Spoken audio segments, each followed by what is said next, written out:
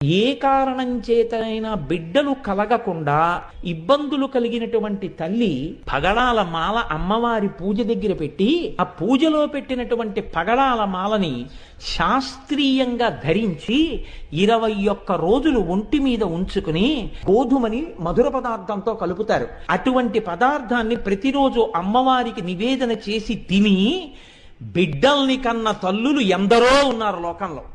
పగడాలకు ఆ శక్తి ఉంది. బిడ్డలు కలగని తల్లులకు కూడా బిడ్డలు కలిగేటట్టుగా చేసి గర్భమునకు ఉన్నటువంటి దోషాన్ని తొలగించాయి. దీని మీద నాకు జ్ఞాపకం ఉంటే ఆ పేరు కరెక్ట్ గా డాక్టర్ జిరి అన్న ఆయన, మన దేశం వారు కాదు, ఆయన ప్రయోగం చేసి నిజమే భారతీయ సంప్రదాయంలో పగడాన్ని అంత గొప్పగా చెప్పడానికి కారణం ఉంది, పగడానికి ఆ శక్తి ఉంది అని ఆయన నిరూపించి చూపించారు. కాబట్టి పగడం అంత గొప్పది. అందుకే పగడం తలుచుకుంటే అమ్మతనం ఉంటుంది అందులో. అది అందుకని పగడం వేసి